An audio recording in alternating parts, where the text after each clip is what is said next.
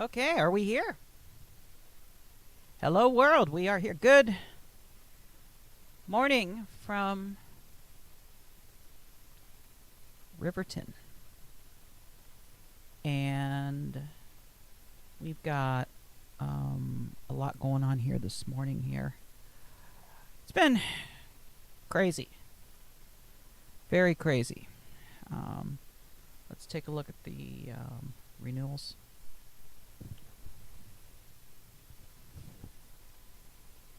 Yeah, there we go. So far, 40% for Mio. That's Michigan, Ohio. We still have about 12 days left to file. Remember that you can file. If you file yourself, you can do so through LMS.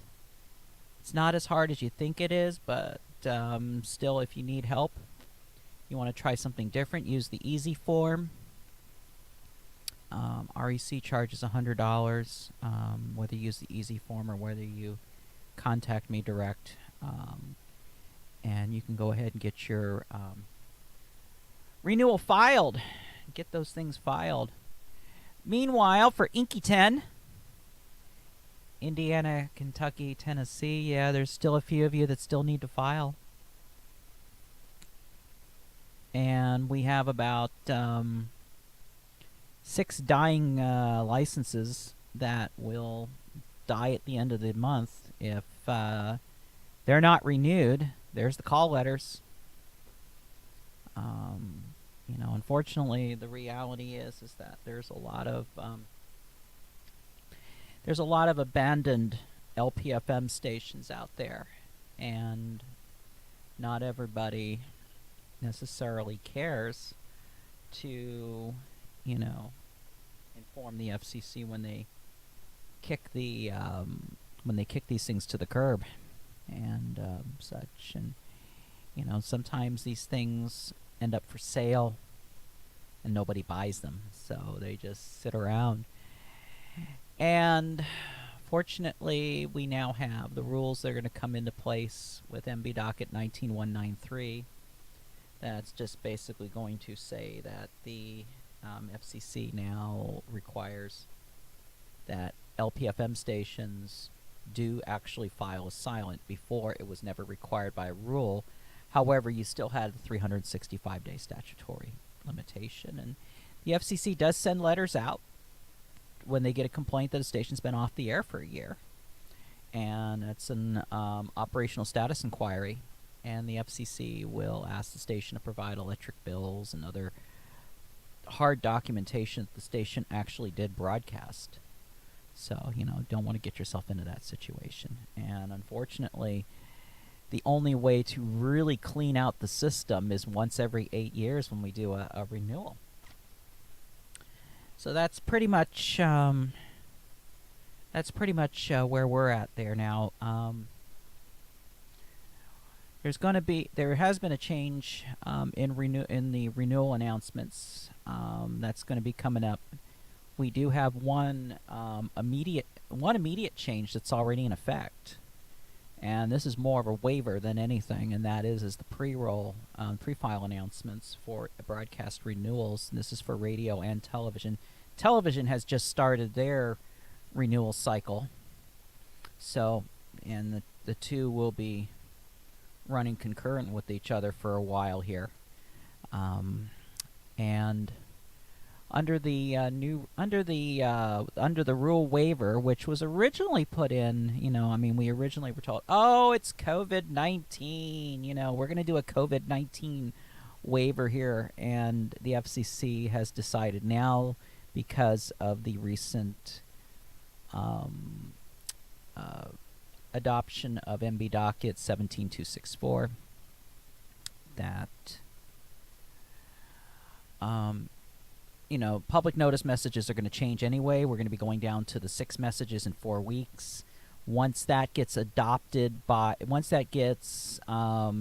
published in the Federal Register, and if for some reason, if it requires OMB approval, Office of Management and Budget approval first, then once it clears through that. Right now, a lot of the rules, a chunk of the rules that originally were adopted in MB Docket 19-3, especially a big one is the new assignments rule, has not been officially codified into the rules yet because it's still hung up in OMB.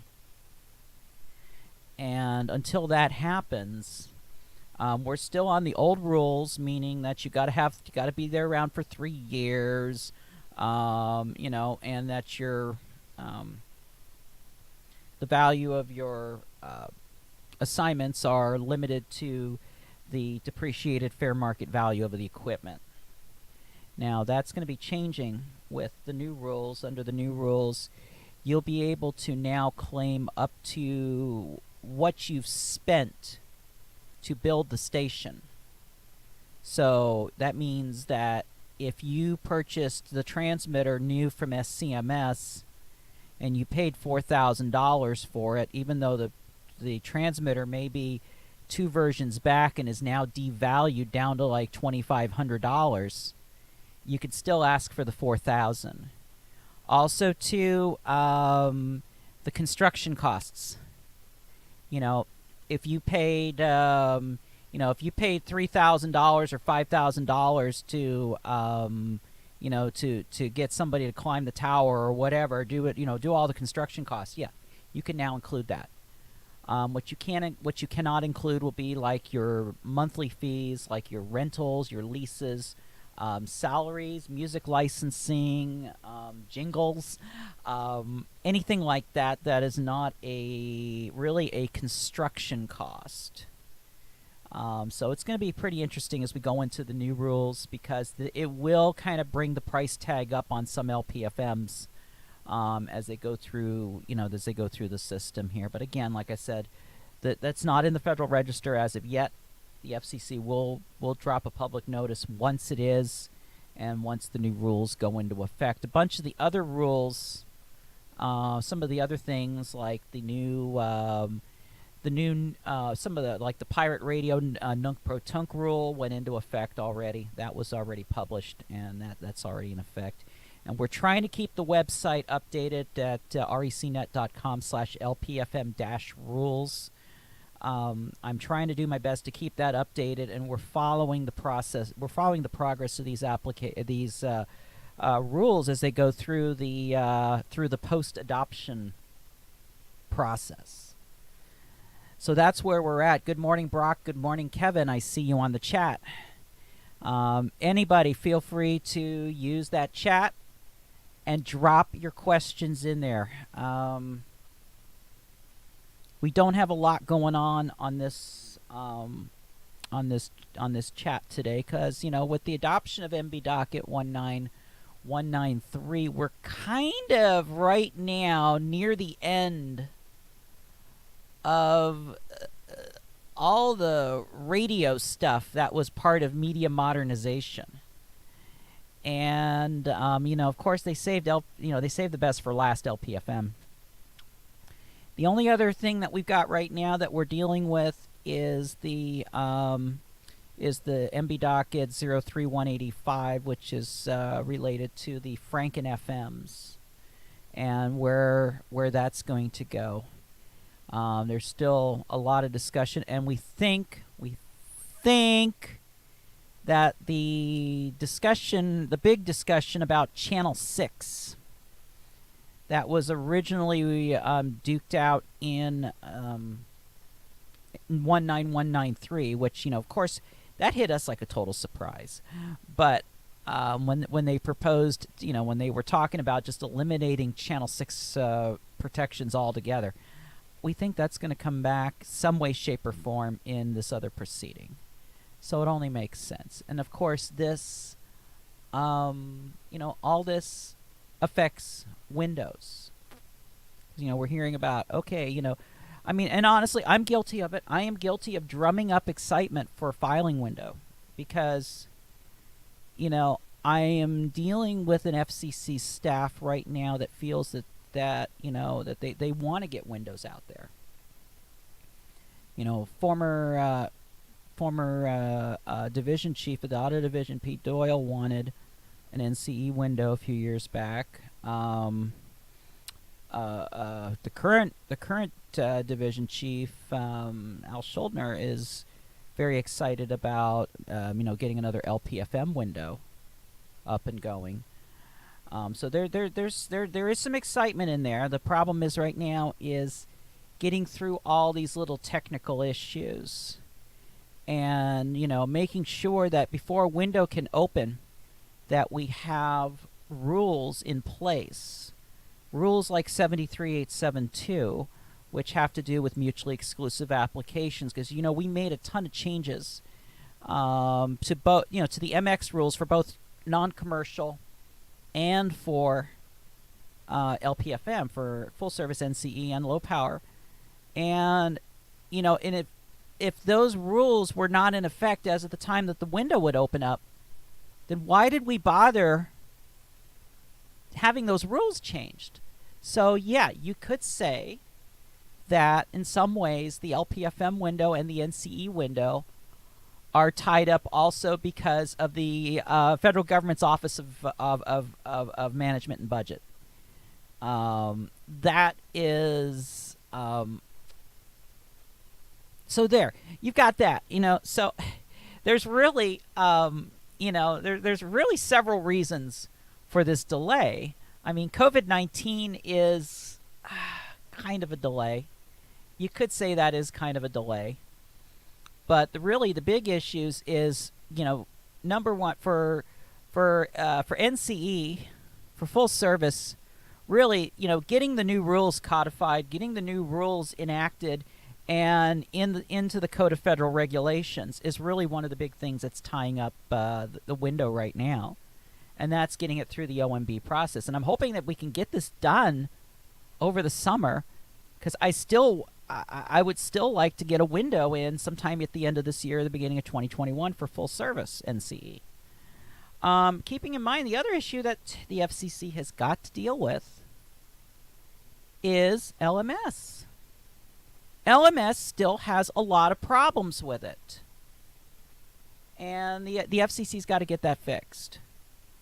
And, that's, I don't feel good right now about putting in a couple of thousand new applications. Really, I think that was one of the main reasons why the FCC pulled back on Auction 106 earlier this year, was because a lot of it had to do really with the LMS issues. They got to fix LMS.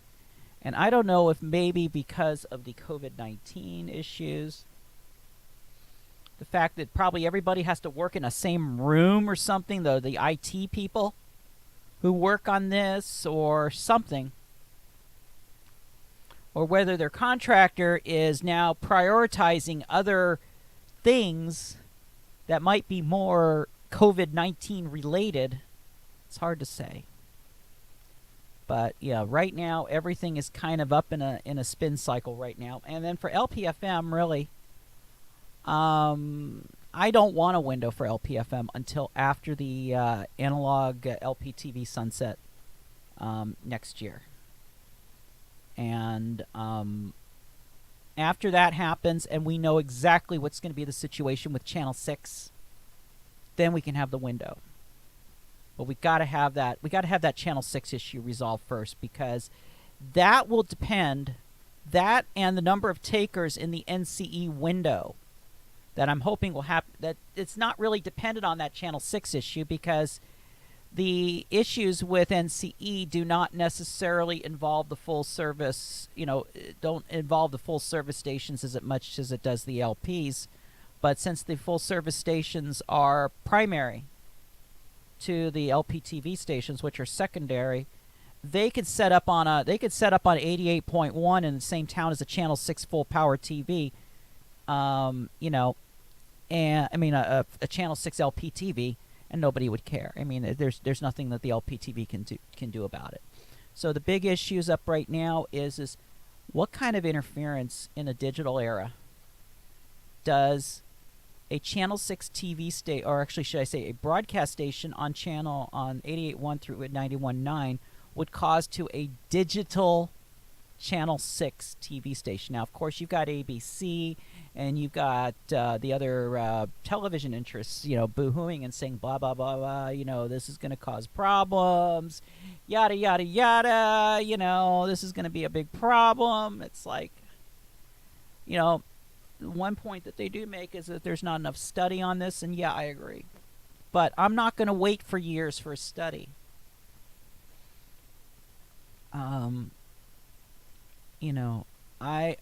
I just feel myself. I just feel that we don't need. I mean, yeah, there could be some valid argument for, some guard band between the television and radio and maybe maybe in some areas in respect to full service stations, maybe putting in some kind of protection restrictions on maybe like 88.1 through 88.9 or something, or something like that, where basically right adjacent to the digital TV spectrum. There might be some issues, but in this day and age, there's no need for a signal nearly 4 megahertz away to have to protect Channel 6. The upper end of the NCE band, I don't see any reason even today that even in the analog environment that we need to be protecting all the way up there. No one has given me a really good argument to support that in this day and age. Now, if this was back in the 50s and the 60s and the 70s when we had the click tuners, remember those things?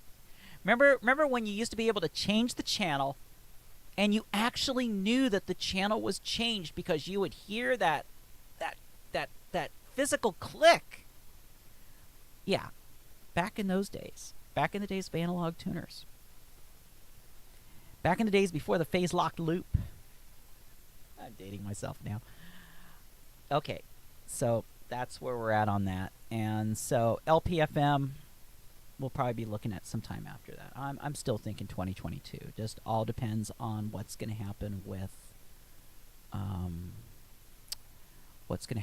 the LMS, COVID-19 and such. I mean, it's all up to that. And then, of course, the FCC is going to want to schedule an FM commercial auction in there somewhere in there too, which doesn't really impact us per se as of right now because we're already protecting those allotments already. Translators aren't, but we are. So that's where we're at there. And until we get everything in order, the current public notice requirements, and that's the public notice rule is another part of everything that's delaying the windows, because that's going to have a huge impact. Once the public notice rules get codified, that'll have a huge positive impact for new entrant applicants in the upcoming filing windows. And that's why I've been pushing to make sure that for LPFM stations and for full-service non-coms that they'll be able to use their websites and not have to pay somebody else to put a message on their website. Unfortunately, we couldn't do the same thing with the shortwave stations. We tried. It's up to the national shortwave broadcasters now to decide whether they're going to file a petition for reconsideration on that. I'm not going to file reconsideration on that one. Leads us to the next issue update on LP250. LP250, of course, the questions are coming up is REC going to file a petition for reconsideration on LP250? Technically, the answer is no. No plans to file a reconsideration on LP250. We are going to file, though, a separate petition for rulemaking. Unfortunately, we've got to start the process over again. You wonder, okay, why are we doing it that way and not doing it as a reconsideration? In order for us to do reconsideration, we have to make a showing that the commission made an error. And, technically the commission did not make any errors in their decisions. They didn't make any errors in any way. They didn't misquote me. They didn't say something that wasn't true. The FCC was very careful to say what they said on the record to me versus things that were said off the record. If things if some things that were said off the record made it on the record, yeah, then I would have had grounds for a reconsideration. And the main thing has to do with is the issue around the remediation of interference. Currently, right now in the translator world, there's that new remediation policy. You saw the one, the one where you have to, if you can identify listeners within a 45 dB area, and then you run these other reports and stuff, and you do a UD ratio analysis that you can add them as a valid listener for a package of interference complaints. LPFM doesn't have that right now because we're using distance separation. REC had proposed to use similar remediation as part of the LP250, mainly as part of the 73815 regime that we proposed. We put we put references in there to the same style of translator rules. So if you take the leap to LP250, you're also running the risk that you may have to pull back if you get interference complaints, and that was the original idea of the 73815 regime and the use of contours in addition to the distance separation, which the FCC didn't like. The FCC wanted something simple. And then, of course, they threw the big bombshell on us in that report and order that said, okay, well, guess what? The actual distance of the buffer zone is in play. You've got to have a 20-kilometer buffer zone. No matter what the distance separation numbers are, you've got to have that 20-kilometer buffer zone. Okay, great, fine. Fine, give me a couple days. Went back in, reran the numbers again. And we came up with the what was it? The infamous The infamous last resort proposal, which is what we are doing right now, which is extending the distance separations, and we are showing that it does show that there's still a good number of LPFMs that can still upgrade now for those that are in a more urban area. Where you're not going to be able to upgrade. But we did get one upgrade in Philadelphia, and we did get one upgrade facility in San Francisco under this, and I think we got one in Seattle. So I mean, there are a couple urban upgrades around. One of the stations I work with down in Southern California, KQLH, and out in Yucaipa, beautiful foothill station. They're eligible for an upgrade. The big issue that's going to come up to is whether these higher powered stations are going to cause interference, and we have found only in the whole entire country right now, with all the stations that would be able to upgrade, what do we have? 2,700 LPFM stations right now. We're thinking about maybe about 60 to 70% of them would be able to upgrade, either on channel or on a different channel. We're finding out for the on channel upgrades, which is about, I think, what did we say, about 50? Actually, let me pull it up here really quickly. Let me get those numbers up here. 54%. 54% of the LPFM stations would be able to upgrade on their own channels. 2,185 LPFM stations that I reviewed. And 54% of them would be able to upgrade on channel. And out of those ones that can upgrade on channel, I think we found only 5 instances across the whole entire country where the upgraded facility would cause interference overlap into a full service station. And these are mainly foothill, these were all foothill effect situations. And that's it. So when you have 5 over 1,185, there's a word for that. De minimis. Yes. That is de minimis interference. That is de minimis numbers, and I think that's enough for us to run with. Now, of course, if we use the previous proposal, which would penetrate the buffer zone, yeah, those interference overlap numbers would have been higher. They would have been much higher. That extra 5 to 9 kilometer distance separation is exactly what we need to prevent a lot of that from happening. And again, of course, with again, like I said, it does take quite a few stations out, unfortunately. And I mean, there are quite a few of the stations that were more in the urban stations that were maybe only short spaced to that weren't, that were very close but didn't cross the line. And unfortunately, with this, they unfortunately did cross the line. Now, of course, these stations could relocate. Some of these stations may be able to relocate and find another channel or find another location. They may be able to upgrade there, especially if they're very close.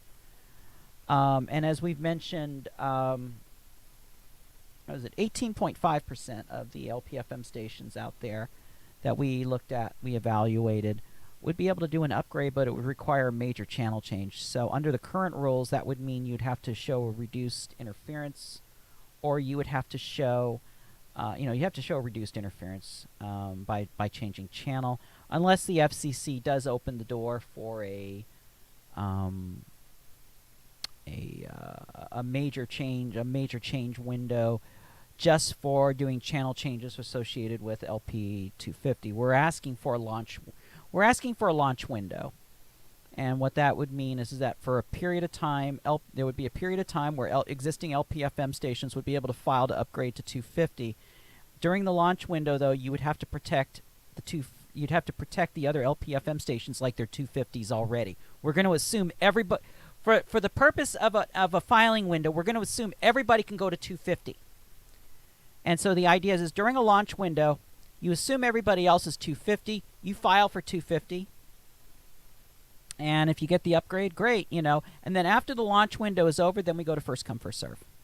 That's that is the concept that we're working, that we're working with right now. That's the only fair way really to do it. To make sure that everybody has an opportunity to upgrade. And, the other thing that we're also looking at, too, is the technical issues with the upgrades. One of the things that we've got to make sure that station, obviously when you get the upgrade, if we do get LP250 and you do get granted an upgrade, you've got 3 years to do it. Just like any other construction permit, you'd have 3 years to do it. And with that, some of you, many of you actually, will probably have to change antennas to make this happen, especially if you've got a choice. You can either change your transmitter or you can change your antenna. I would suggest changing your antenna if you can. There's a lot of LPFMs out there that are running single bay, circular polarized side mount antennas. The problem with those antennas are that they have 3 dB of loss. And this is why right now you're having to pump out 250 watts from the transmitter to get 100 watts at the antenna. And imagine what those numbers are going to be if you go to LP250. I mean, you'll be pumping out you'll be needing to pump out about 600 or so watts. You're going to probably need a 1,000 watt class transmitter. There's not too many of those right now that are certified. There are some out there. We have identified some certified transmitters in the higher than 300. I mean, obviously the big manufacturers will have them out there, not necessarily marketed, not necessarily directed to the LPFM market. Now, of course, if we go to LP250, that's going to create a new market for higher rated transmitters. But the best thing to do would be is to use a 2-bay antenna if you can. For those who don't have any second adjacent woes and don't mind not having horizontal polarity, your gain antennas like a Norwalk Dominator, that's still going to give you 3 dB of gain. You can use one of those. You can use the Comet 95s are popular antennas that some folks are using for vertical ground planes. Those give about, I think, like about a 1 or so dB of gain. So you're still going to be probably 250 watts out of the transmitter, or maybe just a scotch more, and then your feed line loss, and then you'll make up for it at the antenna. So there's that. If you have any questions, drop them in the chat. Okay, I'm kind of content stretching here right now, and I do apologize for that.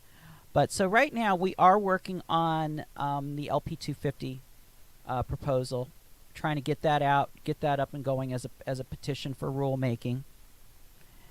And one of the things that we need to do on there is, you may have seen me push lately about talking a lot about rural areas and such.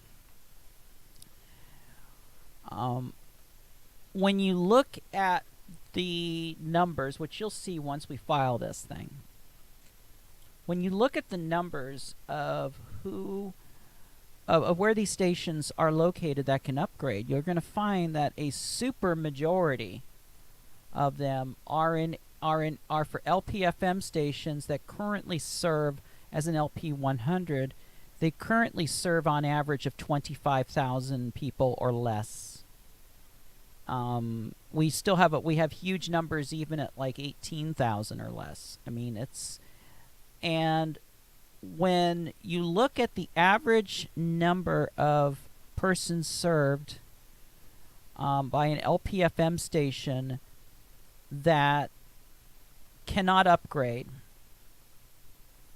and you compare that with the average number of people that could be served if every single LP 100 station that was eligible to upgrade, including channel changes, did upgrade, you're going to find that the average number of people served by these upgraded LP250 stations will still be less than the LP100 stations that can't upgrade. So that's where we're at. So I mean, this is why we're pushing this. Also, too, it's important to understand that we've got to understand what the current appetites are at the commission. There is an appetite right now for rural improvements. Anything that could help improve the quality of life for those who live in a rural area. I live in a rural area. Improve my quality of life here, I mean, that's the whole thing. So the question is how do we improve the quality of life for people in rural areas? And that's really why there's this big rural push going on right now. While building penetration is still an issue, that is still an issue. But the problem that we have is that if we do more of an urban approach on LP250, and we talk about the concentrated areas, we talk about the places where there's a lot of buildings and such, the problem is that the NAB is going to pounce on that. And and they kind of do have, the NAB does have one kind of legitimate gripe on this issue, the definition of hyperlocal. What is hyperlocal? That is a question that has been the big question for the past 20 years. What is hyperlocal? And the NAB's argument is 3.5 miles is far enough. Not nearly 4.5 miles like you would have with LP250. And for the inner city, the Detroits of the world, the New York Cities of the world, although there's not that many LPs there, the Bostons of the world, I would say even the Miamis of the world. Yeah, maybe 3.5 miles is hyperlocal. Let's just play devil's advocate and think that. But what about the rest of America? One of the things we're going to be saying in this upcoming rulemaking and in this upcoming petition is for those of us in rural areas The definition of hyper-local extends well past Main Street. And it does. We're here in Riverton. We're not an incorporated town. This was once a port town. It was once a place where the steamships would stop. There was a fish cannery here at one time. We're right along the Nanticoke River, hence the river in Riverton. And, back in the 1920s and 30s and before, there was a post office, there was a general store. Our family owns the old general store property. We've talked about, even I've talked multiple times about, wishing that we had the funds to take that general store and refurbish it and try to bring it back to some of its old glory. And at the same time we do that, we also build a main studio inside that general store. And so that way it can be kind of a little bit of kind of like a little bit of a tourist stop, I guess you could say, or somebody who wants to, people want to come by and, throw rocks through our windows because they don't agree with what we put on the radio. I don't know. That's one of my biggest fears about putting a station in out here is yeah. Okay. Anyway. Diverging way off the path here. But still, if there was a station in Mardella Springs, for example, that's where, if you ever see REC, you always see the address in Mardella Springs. Mardella Springs is a town that's about nearly just a little bit more, almost 4 miles away from us. Straight line about 4 miles away from us. That's our post office. That's our Dollar General. That's our gas stations. That is our K to 8 or K to 6 middle and high schools. That's where everything is at. And that's the area that this area here, this little area of Riverton that was once a port town and is just neighborhood, just houses that are left, as well as farming. This is the area, that is the area that we have a nexus to. And therefore, we are hyper-local to that area because what happens there may also affect us here. We're outside the town limits, but still, things that happen there may affect us here. So yes, a radio station that serves Mardella Springs, for example, would also serve Riverton. Riverton is hyper-local, despite the fact that we are over 4 miles away. We are hyper-local. And, there's enough identity for that. And that's the argument that we're trying to make for some of these rural areas. Is that, yeah, these little areas are, these people come in 4 or 5 miles from out of the town. They're farmers, poultry farms, crop farms. We've got livestock out here. We've got, and like I said, big thing is poultry and other crops. Across the street, we've got farmland across the street from us. And, depending on what crop is in at the time, they'll be raising corn, they'll be raising watermelon, they'll be raising various things throughout the year. And that is how we, so that's the thing that we've got to take into consideration. So the argument that we're going to be making, and we're going to be using Riverton as part of our argument, that for rural areas, yes, hyper-local is more than 3.5 miles.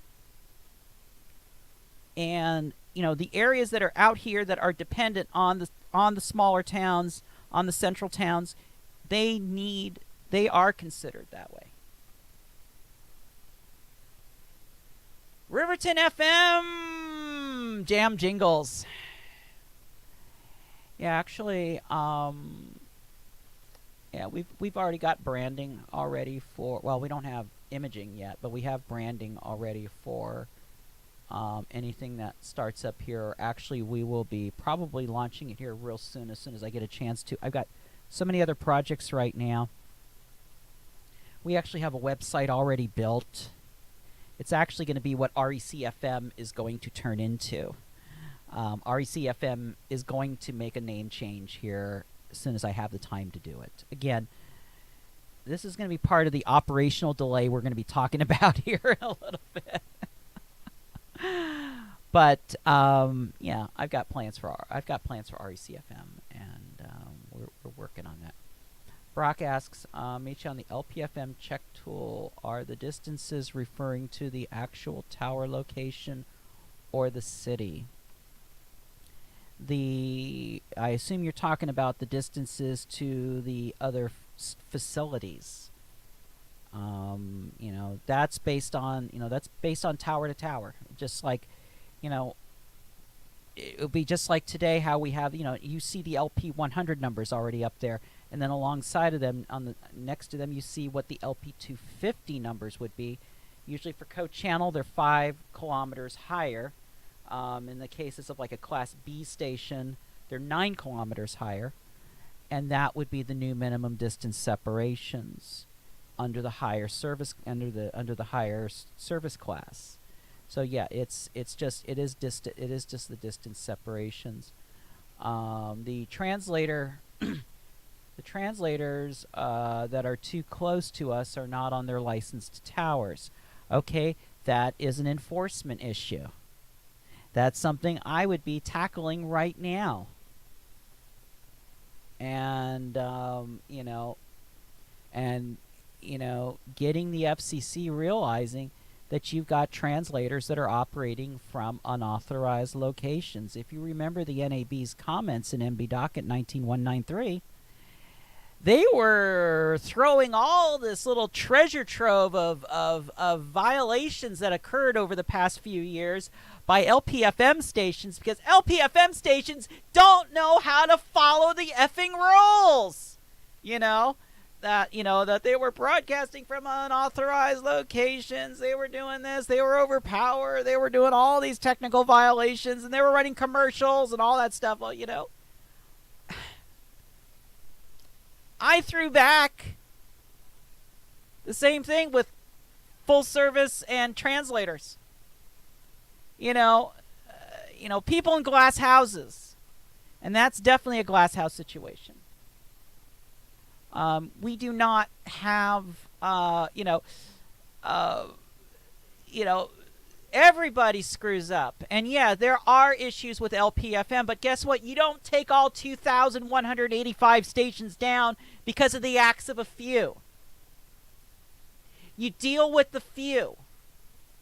And, and this is why I am not, and when the FCC when there is a legitimate reason to go after a station, even if it's an LPFM,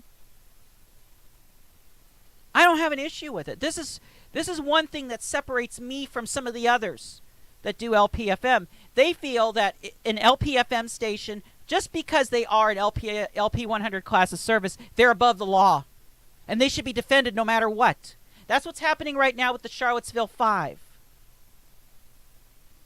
With Charlottesville. Because here's those are those 5 stations that there's an alleged shadow ownership, which I agree there may be some issues around that to resolve that.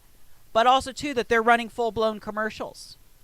And if that's true, then yeah, the FCC needs to throw the book at them. I can't support full-blown commercials on this service. Simple as that. That's not what these stations were licensed for. And, I'll be more likely to defend an EWTN satellite than I would somebody who's running who's running the station as a commercial venture. But I'll tell you this much. On what we're talking about with this LP250, that's going to be one of the big beneficiaries. The EWTNs are going to be probably one of the, we did in a study during the ex partes. We went through and we looked at the the affiliations of the stations. So we did that audit over the holidays, and we found that a lot of these stations are a lot of the EWTN stations are going to be able to upgrade under this. So this is going to be a shot in the arm for the faith-based community, which may get O'Reilly and Carr a little more interested in this.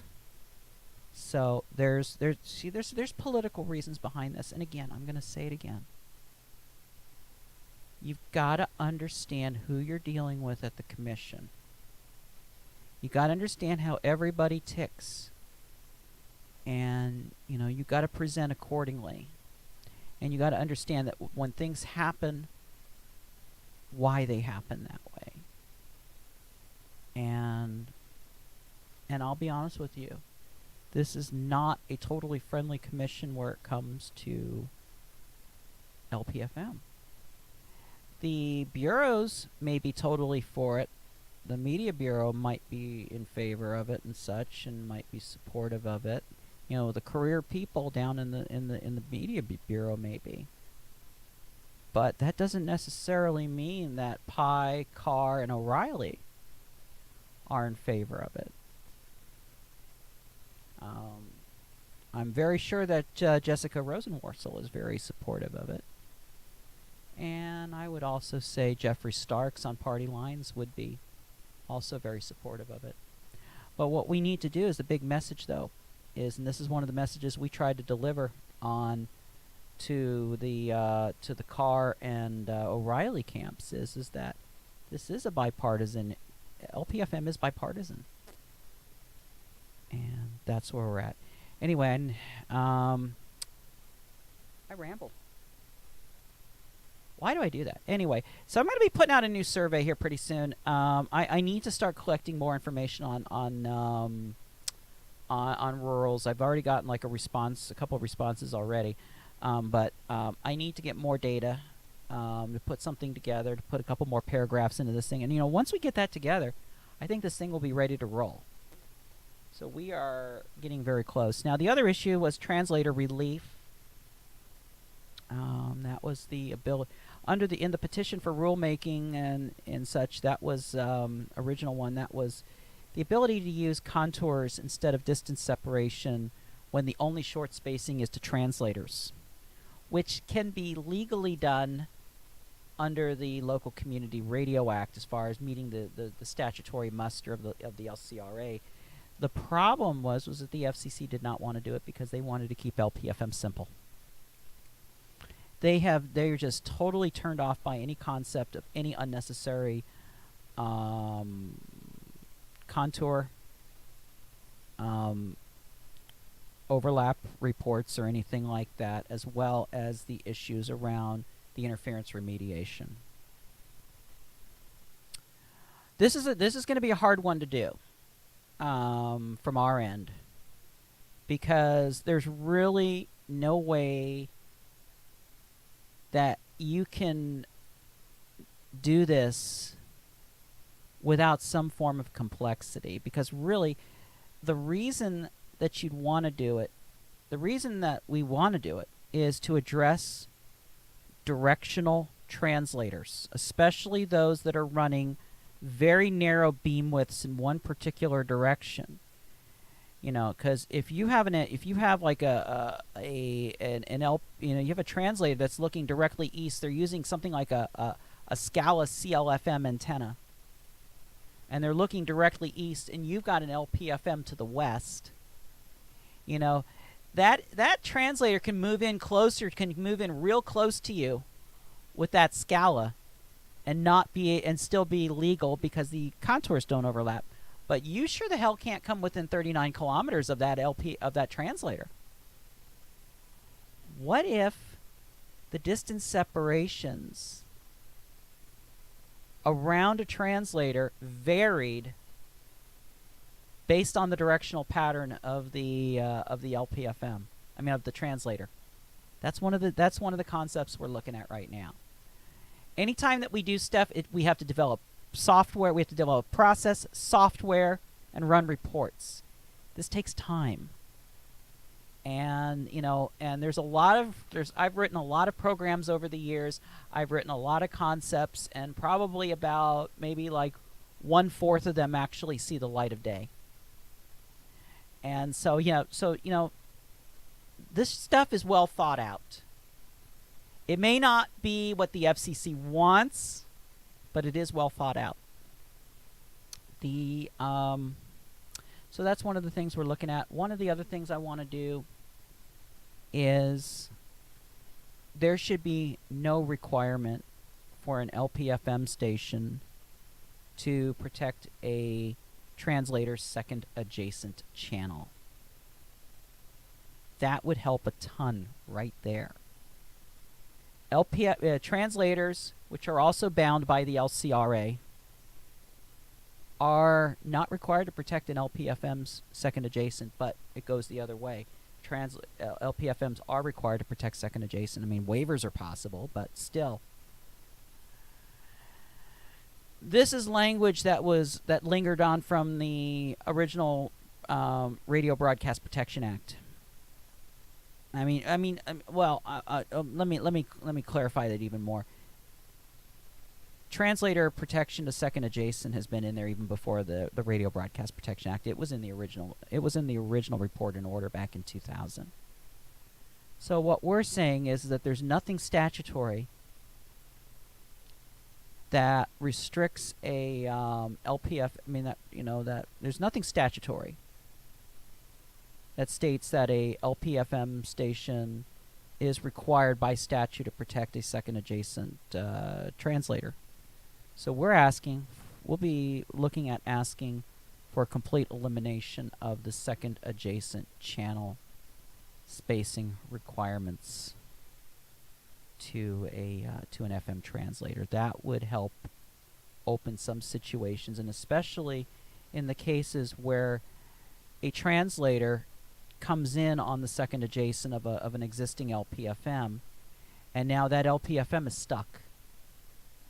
There should be no reason for that. The protections should be both ways. Now, we're not going to raise the equal in status argument, which the FCC hates to hear. I think some of the other folks, the Prometheuses of the world learned that.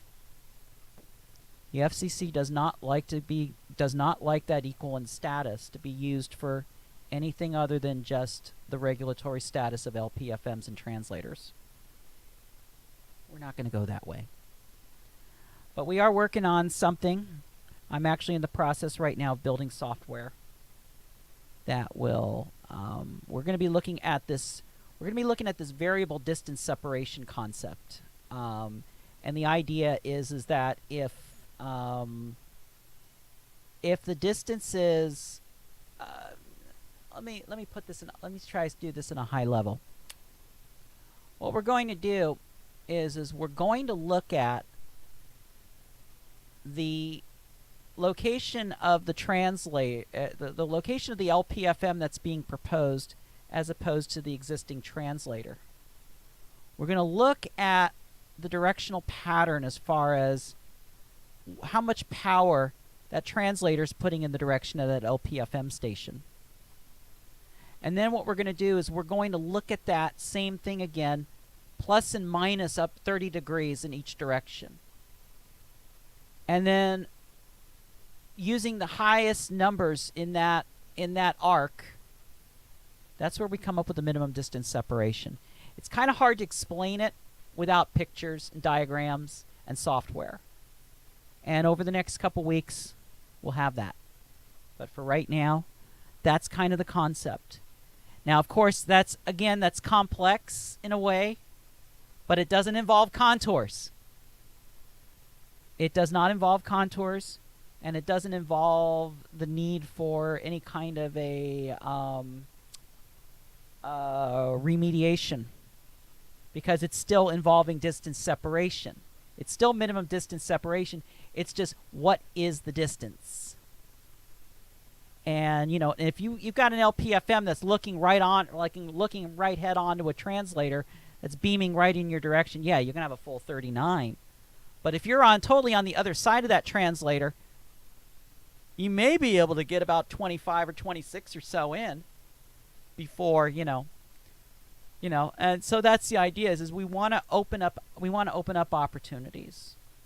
And that's really two ways that we can do it, is by taking away the directional antenna pattern into consideration for a translator, and also eliminating second adjacent. Those are really the two of the key items that we're looking at for translator relief. And that's going to be filed as a separate petition for rulemaking. Yeah, we're going to be filing 2 of them. So anyway, that's where we're at. Okay, lastly, update on REC operations. I know I put that up there. We are in an operational delay right now, and it's not totally because of COVID-19. Honestly, because of the way even I've lived out here, COVID-19 has really not been a huge impact on us in a way that we still continue to go into town once every so often. We just go into town less so often, and we get more to minimize our exposure. Eva is immune compromised, so I do everything. I do all the runs now, where we both did them together and we worked as a team. Unfortunately, until this issue is more defined, and things start to get back to normal, to some form of normal down the road, we're going to have to do it this way. So we got that going on. And of course, we've got the 2 big regulatory issues that we're working on right now, LP 250, which is the huge one. And we're also working on the translator relief redux, which, so those are taking up my time. Also, too, we have some family issues going on right now. We have a very close member of the family out here in Delmarva who's right now going through stage 4 cancer, which I refer to that disease as the bastard. I've referred to that disease as the bastard for many years. Eva had a bout with cancer a few years ago. I've known many people in my life who've had battles with cancer. Most of them have been able to beat the bastard. A few have succumbed. Just in this past year, I've lost at least 2 good friends to the bastard.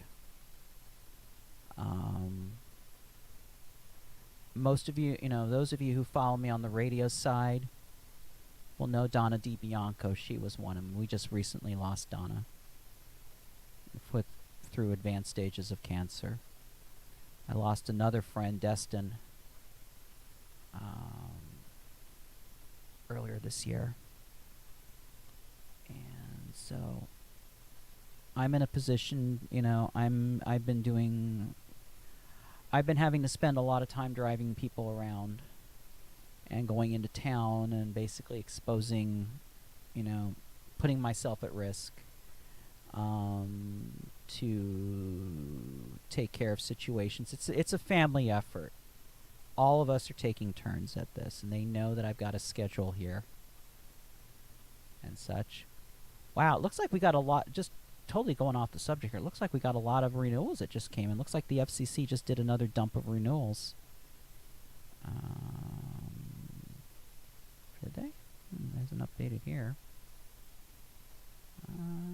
Oh, okay, no, they just did a couple there. Okay. Either that or that's old information. Let's see, Fort Campbell? That's weird. No, that's up there. Okay, it just looks like more. But, yeah, there's a couple of renewals were granted today. So anyway, those are the reasons for the delays right now on things. So if I'm not getting back to you very quickly, that's part of the reason why. Right now, as far as tasky work that we do here, renewals have priority. We're prioritizing renewals and then basically everything else. I know a lot of you are not making changes right now, and I know some of you are contemplating changes. We're still open for business. Feel free if you've got any work that you need to throw this way. Feel free to do it. I don't beg a lot, even though my PayPal link is right there. I don't do huge begathons. I don't know. I'm not a great fundraiser, I guess. And, right now is really not a time, this is like, milking a turnip. This is not a good time to be really doing a lot of fundraising, because a lot of folks are in tough times right now. A lot of stations are in tough times. And, again, we've been working closely with stations, trying to get them through situations. I'll still be here doing that. I want to do this. This is the whole thing. We want to help out here, and anything anybody can do to help is always good, especially if this. I just want this LP 250 to happen sometime before I die. This is kind of like been determined, like a determined bucket list item. But I could tell you right now, we go through this one more time with this upcoming rulemaking, because the FCC did kind of open the door for this. If this happen, it's got to happen in this go round, because I don't see it coming back again afterwards. But at the same time, and that means that I am not declaring LP 250 dead. LP 250 is not a dead issue. It is a dormant issue. And we need to bring it back to life. So anyway, that's pretty much what's happening here. If anybody has any questions, last call. Last call for alcohol.